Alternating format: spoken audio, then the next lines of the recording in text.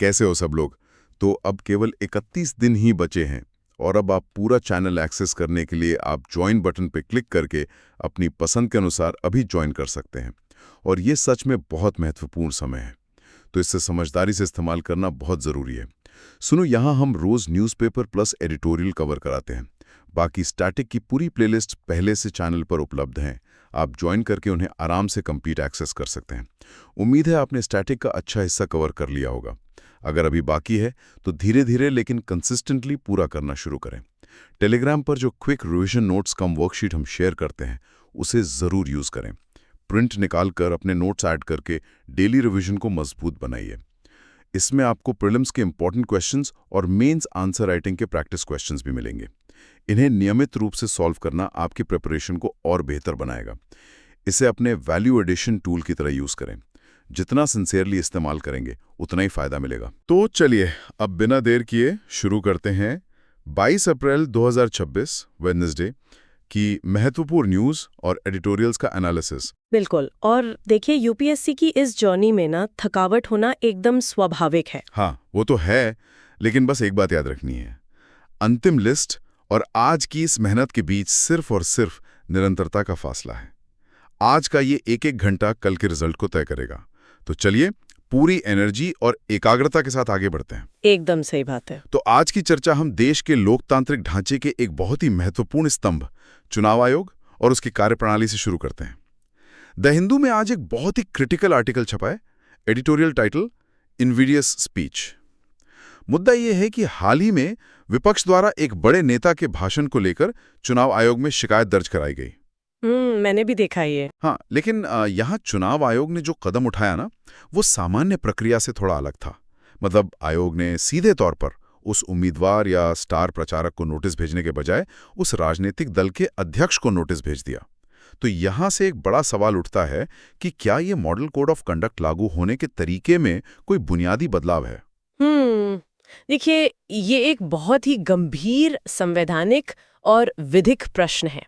अगर हम इसके एकदम बेसिक्स में जाएं ना, तो संविधान का आर्टिकल 324 चुनाव आयोग को चुनावों के सुपरिंटेंडेंस, डायरेक्शन एंड कंट्रोल की बहुत ही व्यापक और असाधारण शक्तियां देता है। राइट, ताकि चुनाव स्वतंत्र और निष्पक्ष हो सकें। बिल्कुल।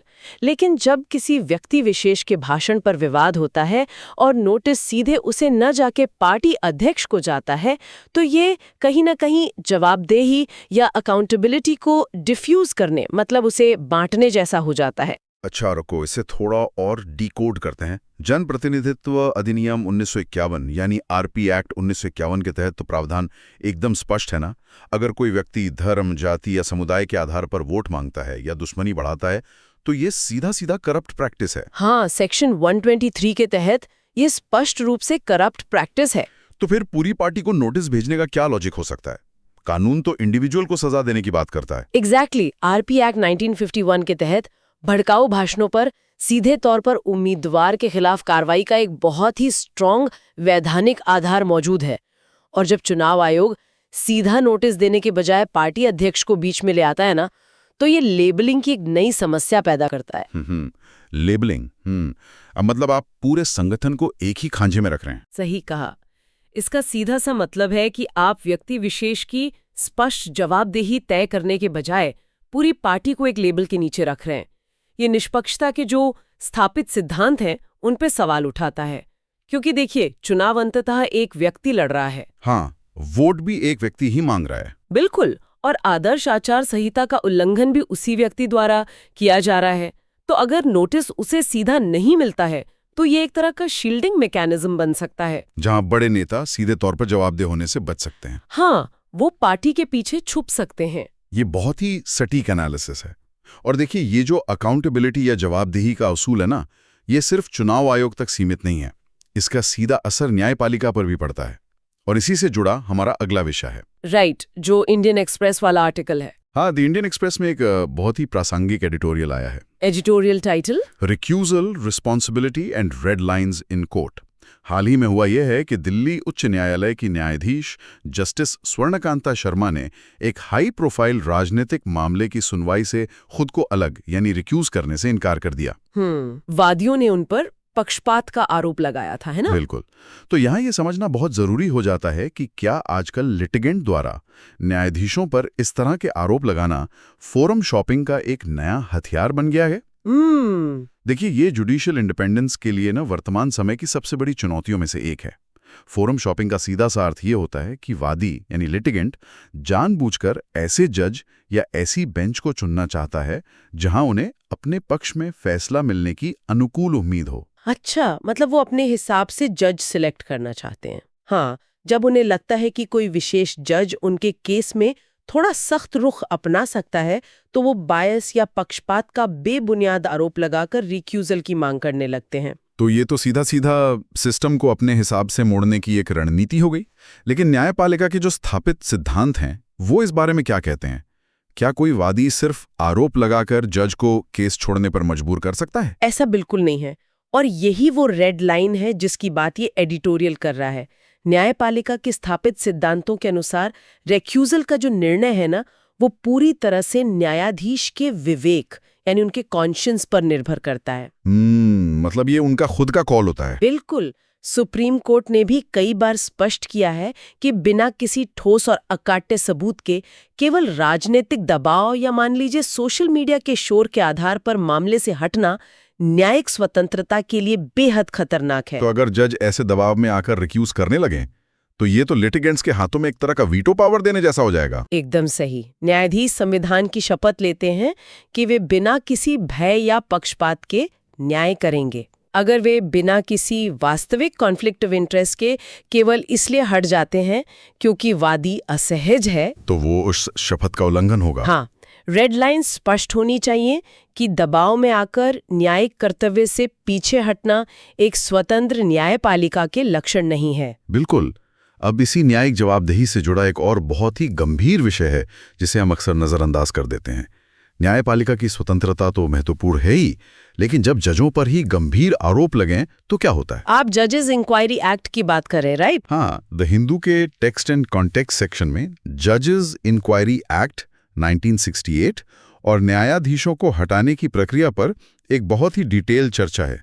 अगर हम इसे एक एनालॉजी से समझें, जैसे किसी भी उच्च संवैधानिक पद पर बैठे व्यक्ति, चाहे वो राष्ट्रपति हों या चुनाव आयुक्त, उनको हटाने के लिए चेक्स एंड बैलेंसेस की एक पूरी लेयर होती है।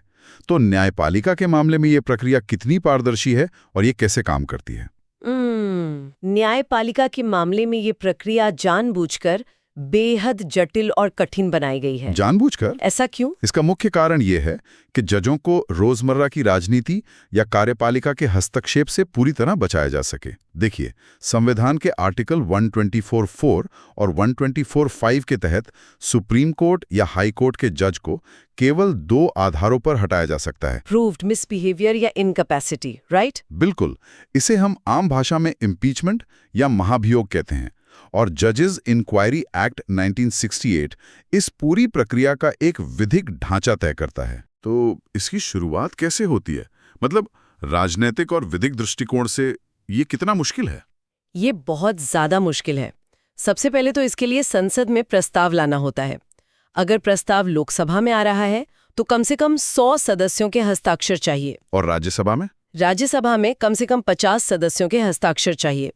इसके बाद पीठासीन अधिकारी यानी प्रिजाइडिंग ऑफिसर की मर्जी होती है कि वो इसे स्वीकार करे या नहीं।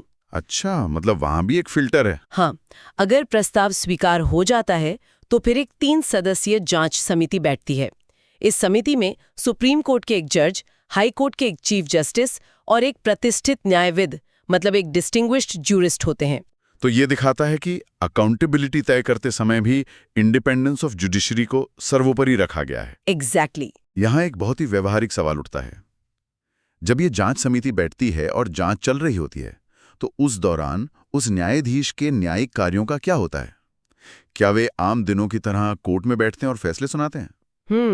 विधिक रूप से देखें ना तो कानून में ऐसा कोई प्रावधान नहीं है जो जांच के दौरान जज को स्वतः निलंबित कर दे। मतलब ऑटोमेटिक सस्पेंशन नहीं होता, क्योंकि वो एक संवैधानिक पद है। राइट। न्यायाधीश का पद एक संवैधानिक पद है जिसे केवल राष्ट्रपति के आदेश से ही हटाया जा सकता है। हालांकि व्यवहारिक और नैतिक आधार पर ऐसे मामलों में चीफ जस्टिस अक्सर उस जज को जुडिशियल वर्क आवंटित करना बंद कर देते हैं। अच्छा, मतलब उन्हें कोई नया केस नहीं दिया जाता? हाँ, उनसे चेंबर का काम करने को कहा जाता है ताकि न्यायपालिका की गरिमा बनी रहे और जनता का विश्वास भी न टूटे। सही बात है। चलिए, राजव्यवस्था के इन भारी भरकम विषयों से थोड़ा आगे बढ़ते हैं और एक ऐसे मुद्दे पर आते हैं जो आने वाले समय में भारतीय राजनीति का सबसे बड़ा तूफान बन सकता है, परिसीमन यानी डिलिमिटेशन और महिला आरक्षण। ये तो बहुत ही बर्निंग टॉपिक है। बिल्कुल। 106वां संविधान संशोधन अधिनियम, जिसे नारी शक्ति बंधन अधिनियम कहा गया, पास तो हो गया, लेकिन इसका कार्यान्वयन अभी भी एक बड़ा सवाल बना हुआ है।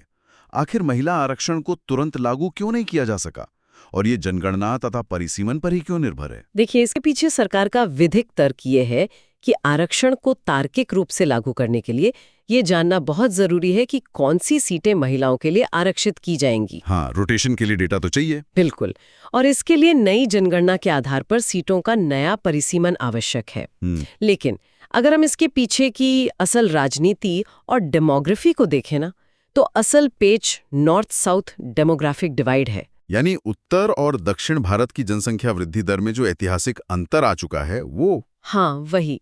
पिछले कुछ दशकों में दक्षिण भारत के राज्यों ने शिक्षा, स्वास्थ्य और जनसंख्या नियंत्रण में बेहतरीन काम किया है। उनकी जनसंख्या वृद्धि दर लगभग स्थिर हो चुकी है। और उत्तर भारत के राज्यों में जनसंख्या अभी भी तेजी से बढ़ रही है। बिल्कुल। अब परिसीमन का सीधा सा नियम है जनसंख्या के अनुपात में लोकसभा सीटों का आवंटन। तो इसका मतलब तो ये हुआ कि दक्षिण भारत के राज्यों को ये डर सता रहा है कि परिसीमन के बाद लोकसभा में उनकी सीटें कम हो जाएंगी। ये तो उन्हें उनके अच्छे काम की सजा देने जैसा हो गया ना। यही सबसे बड़ा राजनीतिक और संवैधानिक संकट है। दक्षिण के राज्यों का स्पष्ट मानना है कि जनसंख्या नियंत्रण के राष्ट्रीय लक्ष्य को पूरा करने के बावजूद लोकसभा में उनका राजनीतिक प्रतिनिधित्व सिकुड़ जाएगा और उत्तर भारत का वर्चस्व बहुत बढ़ जाएगा। और ये भारत के संघीय ढांचे यानी फेडरल स्ट्रक्चर के लिए एक सीधा खतरा बन सकता है। एग्जैक्टली। और चूंकि महिला आरक्षण को इस पूरी परिसीमन प्रक्रिया के साथ जोड़ दिया गया है, इसलिए ये बहुत ही आवश्यक सुधार भी इस डेमोग्राफिक और फेडरलिज्म की बहस में उलझ कर रह गया है। बिल्कुल। अब शासन या गवर्नेंस के मोर्चे पर एक और अत्यंत संवेदनशील और विचारणीय मामले पर आते हैं। ये सुप्रीम कोर्ट के एक हालिया आदेश से जुड़ा है। कोर्ट ने जेलों को विकलांगों के अनुकूल मतलब डिसेबल फ्रेंडली बनाने के लिए एक समिति के गठन का निर्देश दिया है। हाँ, ये एक बहुत ही प्रोग्रेसिव स्टेप है। राइट। लेकिन यहाँ ये सवाल पूछना लाजमी हो जाता है कि क्या हमारे न्याय और दंड प्रणाली अभी भी उसी औपनिवेशिक मानसिकता से चल रही हैं, जहाँ जेलों में बुनियादी मानवीय जरूरतों को भी कैदियों के लिए प्रिविलेज या विशेषाधिकार माना जाता है। ये एक बहुत ही कड़वी सच्चाई है। हमारी जो जेल प्रणाली है ना, वो अभी भी काफी हद तक दंडात्मक है, प्यूनिटिव है और उसी पुरानी औपनिवेशिक सोच पर आधारित है, जहां कैदी को नागरिक अधिकारों से वंचित मान लिया जाता है। मतलब एक बार वो जेल चला गया तो उसके सारे राइट्स खत्म। हाँ, कुछ ऐसी ही सोच रही है। लेकिन सुप्रीम कोर्ट का ये निर्देश इस सोच पे एक बहुत बड़ा प्रहार है। ये rights of persons with disabilities act यानी RPWD एक्ट और संविधान के article 21 right to life and personal liberty के गहरे अंतर संबंध को स्थापित करता है। तो मतलब जेल की चार दीवारी के अंदर भी मौलिक अधिकार समाप्त नहीं होते हैं? एकदम सही। अदालत ने एक बहुत ही महत्वपूर्ण वैचारिक बदलाव की बात कही है। कोर्ट ने कहा है कि हमें चैरिटी बेस्ड अप्रोच से राइट्स बेस्ड अप्रोच की ओर जाना होगा। थोड़ा इसको एक्सप्लेन करेंगी? चैरिटी बेस्ड से क्या मतलब है यहाँ? देखिए, पहले ये माना जाता था कि अगर किसी विकलांग कैदी को व्हीलचेयर या सुलभ शौचालय दिया जा रहा है तो जेल प्रशासन उस पर कोई दया कर रहा है, कोई चैरिटी कर रहा है। अच्छा, जैसे कोई एहसान कर रहे हो। बिल्कुल। लेकिन अब कोर्ट ये स्पष्ट कर रहा है कि ये कोई दया नहीं है, ये उनका कानूनी और संवैधानिक अधिकार है। जेल के इंफ्रास्ट्रक्चर में ये संवेदनशीलता होनी ही चाहिए। ये बहुत जरूरी शिफ्ट है हमारी सोच में। चलिए, प्रशासनिक और न्यायिक तंत्र के इन भारी मुद्दों से निकलकर अब सीधे भारतीय अर्थव्यवस्था की वर्तमान स्थिति का रुख करते हैं। इकोनॉमी में तो आजकल काफी उतार चढ़ाव देखने को मिल रहा है। हाँ, अर्थव्यवस्था के मोर्चे पर कई चुनौतियां और सकारात्मक आंकड़े दोनों एक साथ देखने को मिल रहे हैं। इस पर द हिंदू में एक बहुत ही विस्तृत संपादकीय प्रकाशित हुआ है। एडिटोरियल टाइटल, लस्टर और bluster, India's economic mettle will be on test as it faces headwinds. ये काफी इंटरेस्टिंग एनालिसिस है। बिल्कुल। एक तरफ हम देख रहे हैं कि PMI यानी परचेजिंग मैनेजर्स इंडेक्स अपने 14 साल के उच्चतम स्तर पर है, तो सवाल यह है कि जब घरेलू मैन्युफैक्चरिंग इतनी मजबूत दिख रही है तो अर्थव्यवस्था के सामने ये हेडविंड्स या बाधाएं आखिर क्या हैं? देखिए, पीएमआई का हाई होना निश्चित रूप से एक बहुत ही सकारात्मक संकेत है। ये साफ दिखाता है कि मैन्युफैक्चरिंग सेक्टर में एक्सपेंशन हो रहा है और घरेलू मांग काफी मजबूत है। लेकिन हमें ये समझना होगा कि भारतीय अर्थव्यवस्था एक बंद कमरे में काम नहीं करती है। राइट, ग्लोबल इकोनॉमी से कनेक्टेड है। हाँ, सबसे बड़ी बाधाएं या हेडविंड्स बाहरी हैं, विशेष रूप से जो वैश्विक भू राजनीतिक तनाव चल रहे हैं, जियोपॉलिटिकल टेंशन्स। जैसे मिडिल ईस्ट में जो अस्थिरता है उसका असर। बिल्कुल, इस अस्थिरता के कारण वैश्विक आपूर्ति श्रृंखला यानी सप्लाई चेन पूरी तरह से बाधित हो रही है। और इसका सबसे सीधा असर किस पर पड़ता है? कच्चे तेल की कीमतों पर। Crude oil. और भारत अपनी कच्चे तेल की जरूरतों का लगभग 80% से अधिक हिस्सा आयात ही करता है। एग्जैक्टली। तो जब क्रूड ऑयल महंगा होता है ना, तो भारत का आयात बिल बढ़ जाता है, जिससे हमारा करंट अकाउंट डेफिसिट चौड़ा होने लगता है। और इसका असर तो फिर घरेलू महंगाई पर भी पड़ता ही होगा। सीधा असर पड़ता है, ट्रांसपोर्टेशन महंगा होता है, जिससे लगभग हर चीज की कीमत बढ़ जाती है। इसके अलावा एक और बड़ा हेडविंड है घरेलू प्राकृतिक गैस उत्पादन में आई कमी। अच्छा, गैस का शॉर्टफॉल भी एक फैक्टर है। हाँ, गैस की कमी से फर्टिलाइजर और पावर सेक्टर पर बहुत दबाव पड़ता है। इसलिए भले ही घरेलू संकेत कितने भी अच्छे हों, ये जो बाहरी झटके हैं ना, ये हमारी आर्थिक वृद्धि की गति को धीमा कर सकते हैं। और इसी वृहद आर्थिक परिदृश्य से सीधा जुड़ा हुआ है भारतीय रुपए का अवमूल्यन यानी डिप्रिसिएशन। डॉलर के मुकाबले रुपए का 83.44 के ऐतिहासिक निचले स्तर पर आना एक बहुत बड़ी घटना है। हाँ, ये काफी चिंता का विषय बना हुआ है। इसी पर द इंडियन एक्सप्रेस में एक बहुत ही विश्लेषणात्मक लेख है, where does the rupee go from here. अक्सर ये सवाल उठता है और एस्पिरेंट्स को भी लगता है कि क्या भारतीय रिजर्व बैंक जानबूझकर रुपए को एक निश्चित स्तर पर रोकने की कोशिश कर रहा है। देखिए, ये अर्थव्यवस्था से जुड़ी एक बहुत ही आम गलतफहमी है। ये समझना बहुत जरूरी है कि आरबीआई विनिमय दर मतलब एक्सचेंज रेट तय नहीं करता है। तो फिर ये 83.44 का फिगर कहां से आता है? भारत में managed floating exchange rate system लागू है।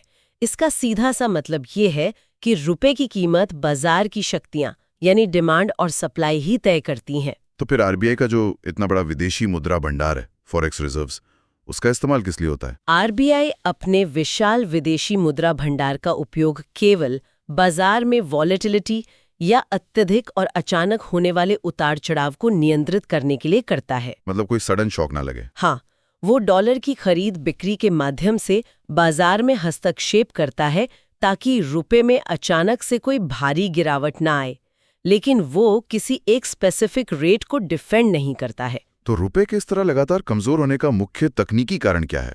क्या ये अमेरिका की नीतियों से जुड़ा है? मुख्य कारण वही है। अमेरिकी फेडरल रिजर्व ने अपनी ब्याज दरें काफी समय से ऊंची रखी हुई हैं। अब सोचिए, जब अमेरिका में बिना किसी जोखिम के निवेश पर अच्छा रिटर्न मिल रहा हो तो क्या होगा? विदेशी निवेशक अपना पैसा वहां ले जाएंगे। बिल्कुल, जो एफपीआईज हैं वे भारत जैसे उभरते बाजारों से अपना पैसा निकालकर वापस अमेरिका ले जाते हैं। इसे हम कैपिटल आउटफ्लो कहते हैं। और जब डॉलर भारत से बाहर जाता है तो बाजार में डॉलर की सप्लाई कम हो जाती है। हाँ, और रुपए के मुकाबले डॉलर मजबूत हो जाता है। तो ये एक तरह का ग्लोबल चेन रिएक्शन है। चलिए अब अर्थव्यवस्था के कॉर्पोरेट और नियामकीय ढांचे यानी रेगुलेटरी फ्रेमवर्क की बात करते हैं। Insolvency and bankruptcy code IBC से जुड़ा एक बहुत अहम मामला सुप्रीम कोर्ट पहुंच गया है। स्टेट बैंक ऑफ इंडिया वाला केस? हाँ, एसबीआई ने सुप्रीम कोर्ट से उस फैसले की समीक्षा की मांग की है जिसमें टेलीकॉम कंपनियों के स्पेक्ट्रम को आईबीसी कार्रवाई में संपत्ति यानी एसेट मानने से रोक दिया गया था। ये बहुत ही ट्रिकी मामला है। यहाँ दो सिद्धांतों का सीधा टकराव है। क्या स्पेक्ट्रम एक राष्ट्रीय संसाधन है जिस पर केवल सरकार का अधिकार है, या ये एक अमूर्त संपत्ति इंटेंजिबल एसेट है जिसे दिवालिया होने की स्थिति में बैंक बेचकर अपना कर्ज वसूल सकते हैं? देखिए, पूरा मामला ना पब्लिक ट्रस्ट डॉक्ट्रिन के सिद्धांत के इर्द गिर्द घूमता है। इस सिद्धांत के अनुसार हवा, पानी और स्पेक्ट्रम जैसे जो भी प्राकृतिक संसाधन है वो आम जनता के हैं और राज्य केवल एक ट्रस्टी है। बिल्कुल, राज्य केवल एक ट्रस्टी के रूप में उसका प्रबंधन करता है। तो दूरसंचार विभाग यानी डॉट का तर्क ये है कि चूंकि स्पेक्ट्रम देश की संप्रभु संपत्ति है, इसलिए कोई भी टेलीकॉम कंपनी इसे अपनी निजी संपत्ति मानकर दिवालिया प्रक्रिया में नीलाम नहीं कर सकती। लेकिन अगर हम इसे बैंकों के नजरिए से देखें, अगर उन्हें स्पेक्ट्रम से वसूली की अनुमति नहीं मिली तो भविष्य में टेलीकॉम सेक्टर को ऋण मिलने में कितनी कठिनाई होगी। बैंकों का तो हजारों करोड़ रुपए डूब जाएगा इसमें। यही एसबीआई और अन्य बैंकों की सबसे बड़ी चिंता है। देखिए, टेलीकॉम सेक्टर में सबसे मूल्यवान संपत्ति ही स्पेक्ट्रम है। उनकी जो टावर या केबल है, उनकी वैल्यू उतनी नहीं है। राइट। जब बैंक इन कंपनियों को भारी भरकम लोन देते हैं तो वे स्पेक्ट्रम के इस्तेमाल के अधिकार को एक इंटेंजिबल एसेट मानकर ही अपना रिस्क कैलकुलेट करते हैं। तो अगर आईबीसी के तहत बैंक स्पेक्ट्रम को मोनेटाइज करके अपना पैसा रिकवर नहीं कर पाएंगे तो वे आगे से टेलीकॉम कंपनियों को लोन देने से ही कतराएंगे। बिल्कुल, इससे पूरे टेलीकॉम सेक्टर का विकास रुक सकता है। जो 5G है या भविष्य की 6G तकनीकें हैं, उनके लिए पूंजी जुटाना बेहद मुश्किल हो जाएगा, क्योंकि कोई भी बैंक बिना किसी ठोस एसेट के करोड़ों का रिस्क नहीं लेगा। तो ये कानून राष्ट्रीय संसाधन और कॉर्पोरेट अर्थशास्त्र का एक बहुत ही जटिल टकराव बन गया है। हाँ, सुप्रीम कोर्ट का फैसला इस सेक्टर का भविष्य तय करेगा। चलिए, अर्थव्यवस्था के इन बड़े कॉर्पोरेट स्तरों से उतरकर अब इसके सबसे निचले लेकिन सबसे महत्वपूर्ण हिस्से पर आते हैं। असंगठित शहरी कार्यबल यानी इनफॉर्मल अर्बन वर्कफोर्स की चुनौतियां। ये एक ऐसा तबका है जो शहरों को बनाता है लेकिन खुद हाशिए पर रहता है। बिल्कुल सही कहा। द हिंदू के एक विस्तृत विश्लेषण के आधार पर यह स्पष्ट है कि भारत का पूरा शहरी विकास मॉडल, हमारी स्मार्ट सिटीज, सब कुछ पूरी तरह से असंगठित मजदूरों के कंधों पर टिका है। लेकिन विडंबना यह है कि उनके लिए ना तो कोई सामाजिक सुरक्षा है और ना ही आवास का अधिकार सुनिश्चित किया गया है। हाँ, ये बहुत बड़ा गैप है हमारी पॉलिसीज में। यहाँ अर्बन इंटरसेक्शनैलिटी का मुद्दा कैसे काम करता है? मतलब कैसे फॉर्मल हाउसिंग न होने के कारण ये मजदूर अनौपचारिक कर्ज के जाल में फंस जाते हैं। देखिए, अर्बन इंटरसेक्शनैलिटी का मतलब है कि कैसे विभिन्न प्रकार की असुरक्षाएं एक साथ मिलकर एक मजदूर के जीवन को प्रभावित करती हैं। वे एक दूसरे से जुड़ी हुई हैं। कैसे? भारत के शहरों का निर्माण करने वाले ये मजदूर खुद शहरों के हाशिए पर मलिन बस्तियों या अनधिकृत कॉलोनियों में रहने को मजबूर हैं। जी। जब किसी मजदूर के पास शहर में स्थायी और वैध आवास यानी फॉर्मल हाउसिंग नहीं होता तो सबसे पहली समस्या क्या आती है? कि उसके पास कोई वैध पता नहीं होता, कोई वैलिड एड्रेस प्रूफ नहीं होता। एग्जैक्टली। और बिना वैध पते के वे फॉर्मल बैंकिंग सिस्टम से जुड़ी नहीं पाते। यही सबसे बड़ी बाधा है। उन्हें बैंकों से कोई सस्ता लोन या क्रेडिट कार्ड नहीं मिलता। हाँ, अब अगर परिवार में कोई स्वास्थ्य आपातकाल आ जाए, कोई हेल्थ इमरजेंसी हो या कोई अन्य जरूरत हो तो उन्हें मजबूरन स्थानीय साहूकारों के पास जाना पड़ता है, जो मनी लेंडर्स होते हैं, और वो बहुत भारी ब्याज वसूलते हैं। बिल्कुल, ये साहूकार अत्यधिक ब्याज दरों पर इनफॉर्मल क्रेडिट देते हैं। और एक बार वो इस जाल में फंस गए तो बाहर निकलना लगभग असंभव हो जाता है। हाँ, इस अनौपचारिक कर्ज के जाल में फंसकर मजदूर अपनी मेहनत की कमाई का एक बहुत बड़ा हिस्सा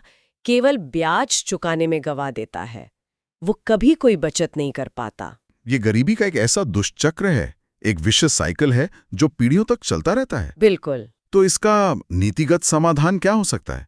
पॉलिसी लेवल पर क्या होना चाहिए? इसके समाधान के लिए हमें शहरी नियोजन मतलब अर्बन प्लानिंग को एक्सक्लूजनरी से इंक्लूसिव बनाना होगा।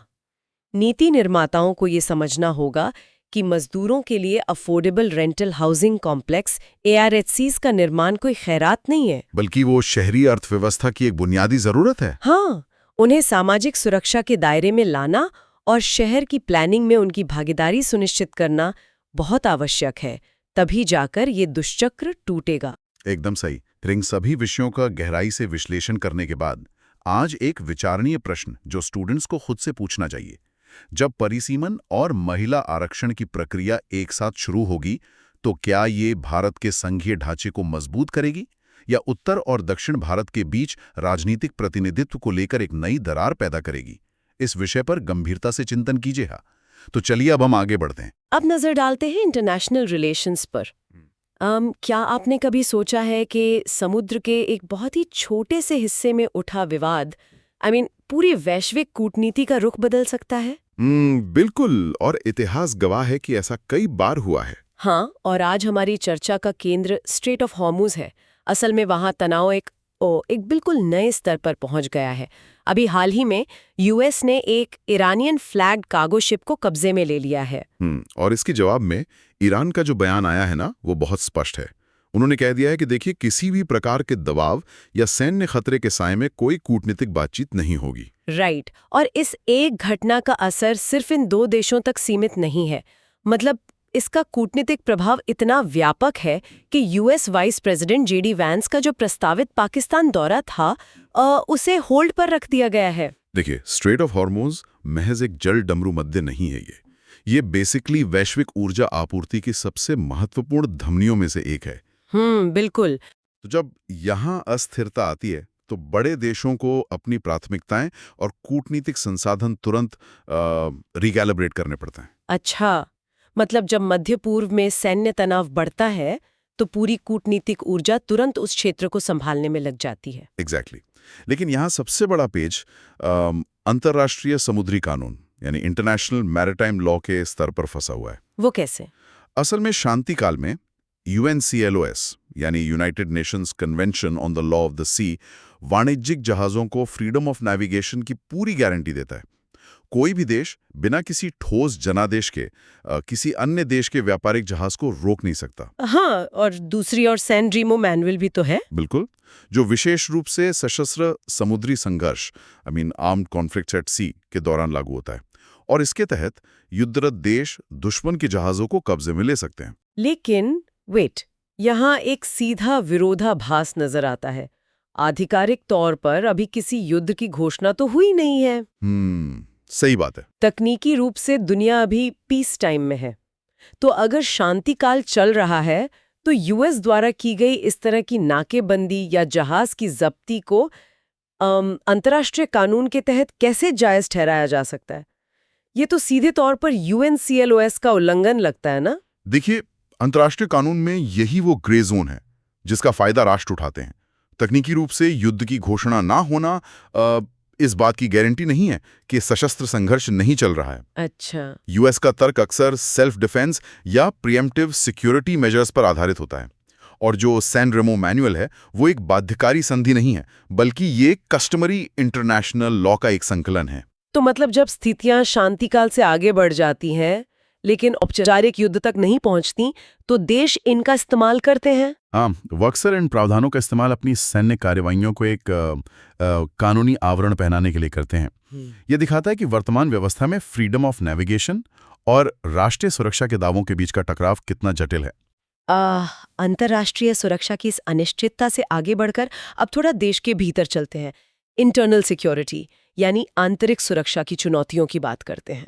बिल्कुल, वहां भी काफी कुछ बदल रहा है। हाँ, जम्मू और कश्मीर में पहलगाम आतंकी हमले को 1 साल पूरा हो गया है और इस घटना के बाद कश्मीर में पूरे सिक्योरिटी ग्रिड को मतलब पूरी तरह से रीस्ट्रक्चर किया गया है। रणनीति में एक बहुत बड़ा बदलाव आया है। राइट।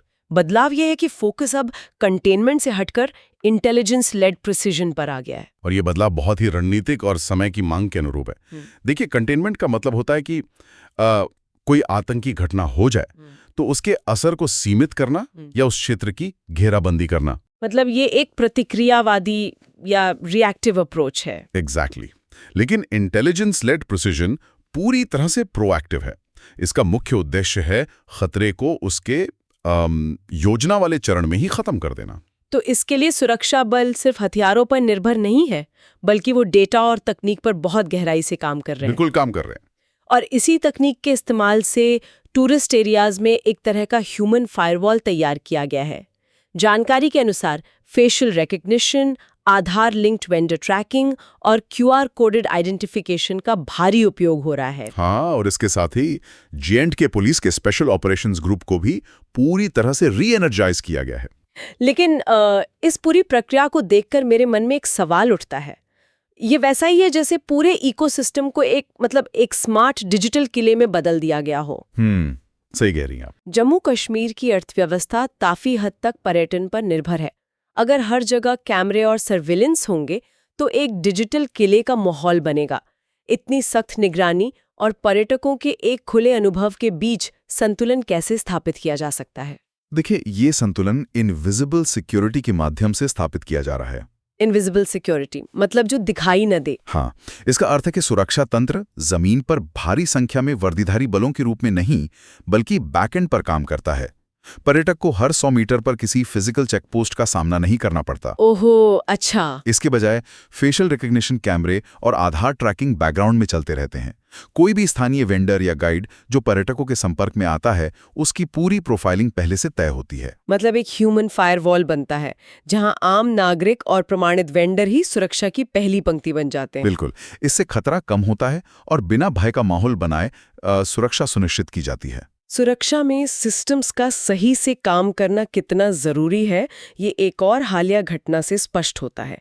केरला के थ्रिसुर पूरम उत्सव के लिए लगाए गए फायरवर्क्स यूनिट में एक भयंकर विस्फोट हुआ जिसमें 13 लोगों की जान चली गई। ये बहुत ही दुखद है और ये केवल एक दुर्घटना नहीं है। हाँ, तो फिर क्या है ये? ये घटना सीधे तौर पर हजार्डस इंडस्ट्रीज में रेगुलेटरी कंप्लायंस और डिजास्टर प्रिवेंशन मैकेनिज्म्स की विफलता को दर्शाती है।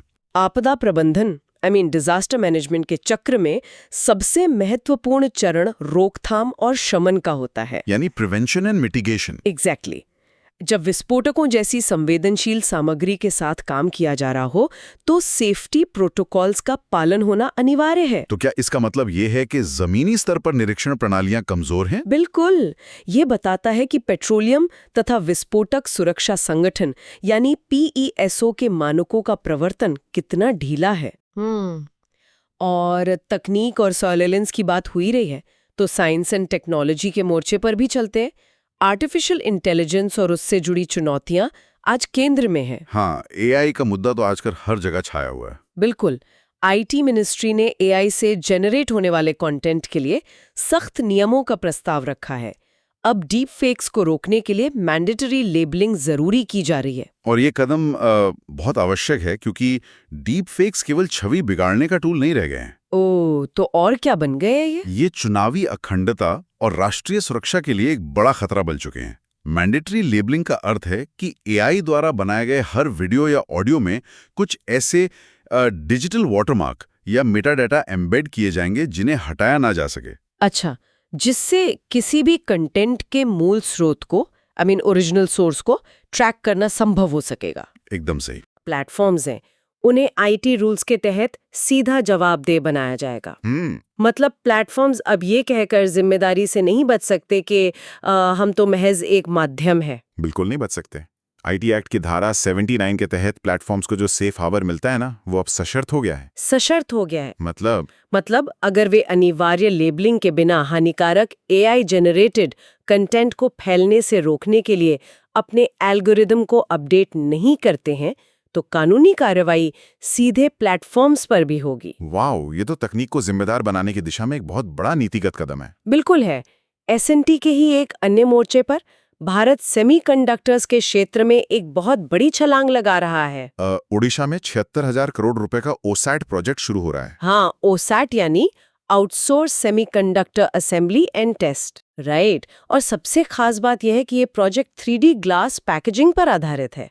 अब यहाँ मेरे मन में एक स्वाभाविक सी शंका पैदा होती है। बताइए। दशकों से हम सुनते आए हैं कि सेमीकंडक्टर्स तो पूरी तरह सिलिकॉन पर आधारित होते हैं, तो ये 3D ग्लास तकनीक अचानक से इसमें गेम चेंजर कैसे बन गई? देखिए, इस अंतर को समझना बहुत जरूरी है। जो मुख्य चिप होती है वो आज भी सिलिकॉन की ही बनी होती है। अच्छा, तो फिर ग्लास कहाँ इस्तेमाल हो रहा है? बात यहाँ पैकेजिंग की हो रही है। जब एक सिलिकॉन चिप बन जाती है तो उसे एक सबस्ट्रेट या बेस पर लगाया जाता है ताकि वो डिवाइस के मदरबोर्ड से जुड़ सके। समझ रही हूँ। पारंपरिक रूप से इस बेस के लिए ऑर्गेनिक मटेरियल या सिलिकॉन का ही इस्तेमाल होता आया है, लेकिन जैसे जैसे चिप्स छोटे और अधिक शक्तिशाली हो रहे हैं वो बहुत ज्यादा गर्मी पैदा करते हैं। ओवरहीटिंग का इश्यू। एग्जैक्टली। ग्लास का उपयोग इसलिए गेम चेंजर है क्योंकि इसका थर्मल मैनेजमेंट यानी गर्मी सहने और उसे नियंत्रित करने की क्षमता ऑर्गेनिक सबस्ट्रेट्स की तुलना में कहीं बेहतर होती है। तो मतलब ये अत्यधिक सघन वायरिंग को भी सपोर्ट कर सकता है, वो भी बिना पिघले या खराब हुए। एकदम सही पकड़ा आपने। ग्लास की सतह बेहद चिकनी और सपाट होती है। इस सपाटपन की वजह से सर्किट की वायरिंग को बहुत अधिक सघन डेंस बनाया जा सकता है। इसका मतलब है कि एक बहुत छोटी सी जगह में अधिक प्रोसेसिंग पावर पैक की जा सकती है। बिल्कुल, जो कि AI और हाई परफॉर्मेंस कंप्यूटिंग के लिए आज सबसे बड़ी आवश्यकता है। क्या बात है। अच्छा, विज्ञान और शरीर के अंदरूनी तंत्र की बात करें तो यूनिवर्सिटी ऑफ मिशिगन की एक हालिया रिसर्च ने पेरिफेरल न्यूरोपैथी के कारणों को लेकर एक बहुत अहम खुलासा किया है। हाँ, ये नसों की एक गंभीर बीमारी है राइट। और रिसर्च बताती है कि ये ARS जीन्स में म्यूटेशन के कारण होती है। इसमें 2 प्रकार के म्यूटेशन की बात की गई है, एक है नल म्यूटेशन और दूसरा डोमिनेंट नेगेटिव म्यूटेशन। इस रिसर्च ने जेनेटिक्स के स्तर पर एक बड़ी गुत्थी सुलझाई है। देखिए, शरीर में हर जीन की 2 कॉपी होती हैं। नल म्यूटेशन में क्या होता है कि जीन की एक कॉपी काम करना बंद कर देती है, लेकिन शरीर फिर भी स्वस्थ रहता है क्योंकि दूसरी स्वस्थ कॉपी अपना काम ठीक से करती रहती है और आवश्यक प्रोटीन बनाती रहती है। अच्छा, लेकिन डोमिनेंट नेगेटिव म्यूटेशन की प्रक्रिया इससे अलग है। बिल्कुल अलग और काफी खतरनाक है। हाँ, इस पूरी जेनेटिक प्रक्रिया को समझने के लिए एक तस्वीर दिमाग में बनती है। मान लीजिए एक तालाब है जिसमें मछलियां हैं। ठीक है। नल म्यूटेशन का मतलब है कि तालाब से एक मछली कम हो गई है, जिससे बाकी तालाब पर कोई असर नहीं पड़ता। लेकिन डोमिनेंट नेगेटिव म्यूटेशन का मतलब है कि वहां एक ऐसी सड़ी हुई मछली मौजूद है जो सिर्फ अपना काम ही खराब नहीं कर रही, बल्कि पूरे तालाब को यानी बाकी स्वस्थ मछलियों को भी संक्रमित कर रही है। वाओ! तो क्या ये डिफेक्टिव प्रोटीन स्वस्थ प्रोटीन को इसी तरह बाधित करता है? ये तुलना जेनेटिक मैकेनिज्म को बहुत सटीक रूप से दर्शाती है। डोमिनेंट नेगेटिव म्यूटेशन में जो डिफेक्टिव प्रोटीन बनता है ना, वो एक टॉक्सिक गेन ऑफ फंक्शन हासिल कर लेता है। मतलब वो जहरीला हो जाता है एक तरह से। हाँ, वो नॉर्मल प्रोटीन के साथ जुड़कर पूरे सेल्यूलर फंक्शन को ही क्रैश कर देता है। इसी कारण से पेरिफेरल न्यूरोपैथी के लक्षण इतने गंभीर हो जाते हैं। तो भविष्य की जीन थेरेपी उपचारों के लिए ये समझना आवश्यक होगा कि सिर्फ स्वस्थ जीन डालना काफी नहीं है। बिल्कुल, उस डिफेक्टिव और नुकसानदायक प्रोटीन को टारगेट करके ब्लॉक करना भी पड़ेगा। चलिए पर्यावरण और पारिस्थितिकी के खंड में चलते हैं। यहाँ एक बहुत ही महत्वपूर्ण संपादकीय पर चर्चा करना आवश्यक है। Editorial title: Tadoba's lesson, conservation needs compromise, coexistence. Newspaper name: the Indian Express. ये एक बहुत ही शानदार लेख है। हाँ, और इस लेख का मुख्य focus Tadoba Andhari tiger reserve की सफलता पर है।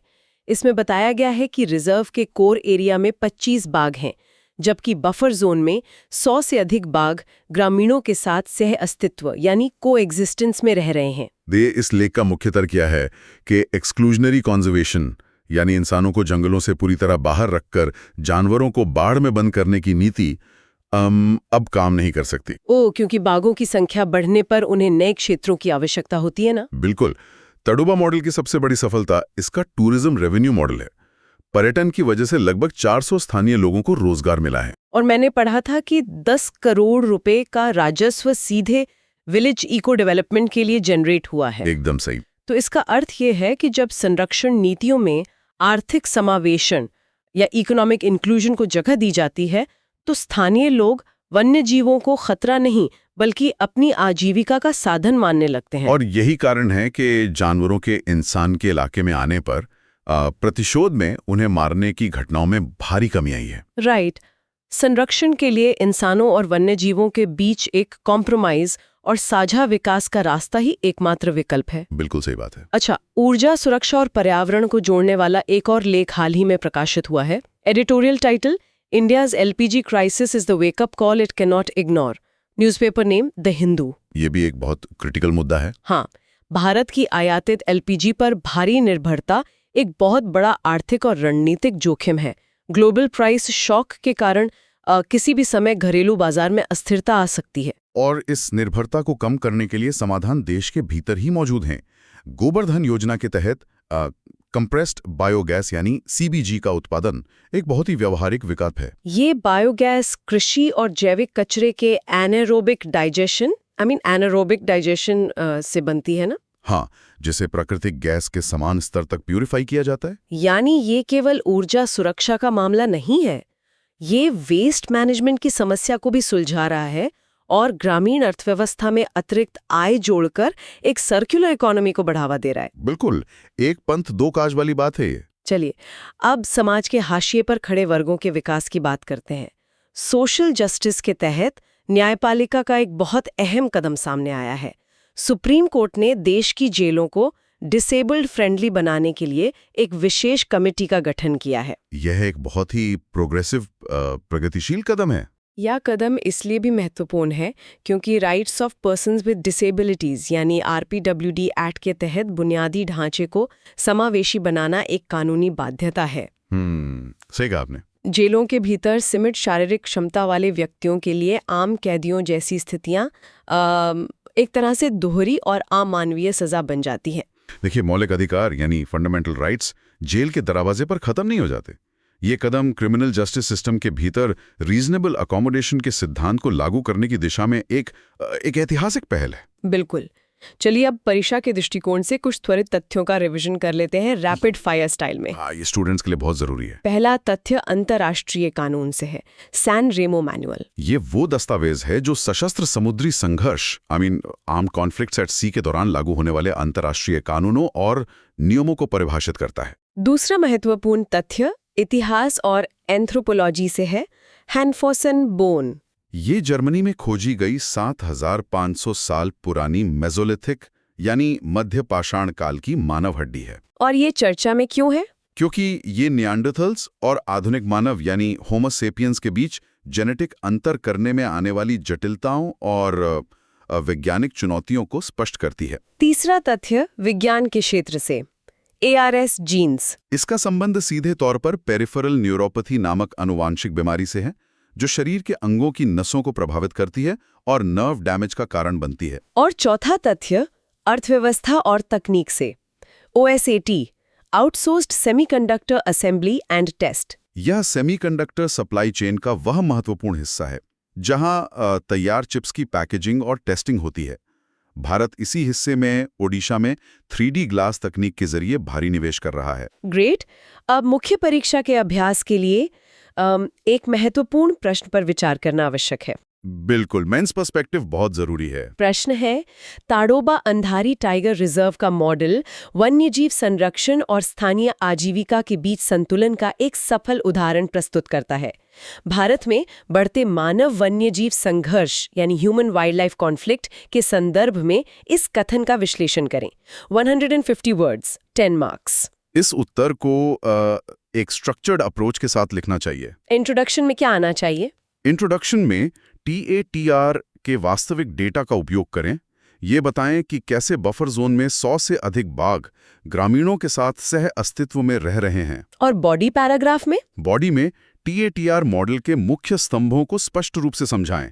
इसमें इको टूरिज्म से होने वाले स्थानीय रोजगार सृजन का उल्लेख करें, जैसे 400 गाइड्स को रोजगार मिलना। और जो रेवेन्यू शेयरिंग मॉडल था, हाँ, उसे भी समझाएं, जहां 10 करोड़ रुपए इको डेवलपमेंट में निवेश किए गए। और ये स्पष्ट करें कि कैसे इस आर्थिक समावेशन ने ग्रामीणों के दृष्टिकोण में सकारात्मक बदलाव लाया है, जिससे मानव वन्यजीव संघर्ष की घटनाओं में कमी आई है। और कंक्लूजन कैसे करें? कंक्लूजन में यह स्पष्ट करें कि एक्सक्लूजनरी कंजर्वेशन की नीति अब अव्यावहारिक हो चुकी है। TATR के सह अस्तित्व या को-एक्सिस्टेंस मॉडल को अन्य टाइगर रिजर्व्स में रेप्लिकेट करना ही दीर्घकालिक संरक्षण का एकमात्र उपाय है। बहुत बढ़िया।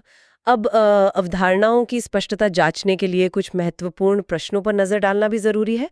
Quiz time. चलिए शुरू करते हैं। प्रश्न 1, सैन रेमो मैनुअल जो हाल ही में खबरों में था, किससे संबंधित है? इसका संबंध सशस्त्र समुद्री संघर्ष यानी आर्म्ड कॉन्फ्लिक्ट्स एट सी के दौरान लागू होने वाले अंतर्राष्ट्रीय कानूनों से है। प्रश्न 2, भारत के पहले 3D glass semiconductor packaging project की स्थापना कहाँ की जा रही है? वो म्यूटेशन है जहां एक डिफेक्टिव जीन न केवल अपना काम गलत करता है, बल्कि वो एक टॉक्सिक प्रभाव पैदा करके शरीर में मौजूद दूसरे स्वस्थ जीन के काम को भी पूरी तरह से बाधित कर देता है। प्रश्न 4, गोबर धन योजना का मुख्य उद्देश्य क्या है?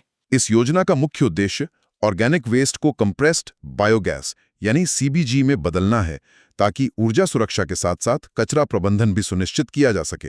प्रश्न 5, हैंड्सफर सैंड बोन किस ऐतिहासिक काल से संबंधित है? ये 7500 साल पुरानी हड्डी मेसोलिथिक यानी मध्य पाषाण काल से संबंधित है। बहुत अच्छे। आज की इस पूरी चर्चा के आधार पर कुछ की टेकअवे स्पष्ट होते हैं जो परीक्षा के दृष्टिकोण से अत्यंत महत्वपूर्ण हैं। बिल्कुल, उनका रिवीजन कर लेते हैं। पहला, अंतर्राष्ट्रीय संबंधों में केवल संधियां ही नहीं बल्कि UN क्लोज और सैन रेमो मैनुअल के बीच का ग्रे जोन कूटनीतिक रणनीतियों का केंद्र बन गया है। दूसरा, आंतरिक सुरक्षा के मोर्चे पर जम्मू कश्मीर का फोकस अब पारंपरिक घेराबंदी से हटकर टेक ड्रिवन प्रिसिजन और इनविजिबल सिक्योरिटी पर आ गया है। एकदम सही। तीसरा, विज्ञान और तकनीक में एआई डीप फेक्स पर नियंत्रण के लिए आईटी नियमों में सख्त लेबलिंग और भारत का 3D ग्लास सेमीकंडक्टर पैकेजिंग में निवेश भविष्य की अर्थव्यवस्था की नींव रख रहे हैं। और चौथा महत्वपूर्ण टेकअवे ये है कि पर्यावरण संरक्षण तब तक सफल नहीं हो सकता जब तक कि तड़ोबा रिजर्व की तरह स्थानीय आबादी का आर्थिक समावेशन न किया जाए। राइट। और पांचवा, ऊर्जा के क्षेत्र में एलपीजी आयात पर निर्भरता कम करने के लिए सीबीजी और बायोगैस जैसे स्वदेशी और सर्कुलर इकोनॉमी पर आधारित विकल्पों की तत्काल आवश्यकता है। तो तैयारी के इस लंबे और चुनौतीपूर्ण सफर में एक बात हमेशा याद रखनी चाहिए, जो आज टिके रहते हैं वही कल आगे निकलते हैं। बहुत ही सही बात है ये। अगर ये सेशन आपको उपयोगी लगा तो लाइक, शेयर और कमेंट जरूर करें। सब्सक्राइब करें सुन लो यूपीएससी को। अभी सिर्फ 59 रुपीस में पूरे चैनल का कंप्लीट एक्सेस। ध्यान दें, ये प्राइसिंग लिमिटेड फेज के लिए है।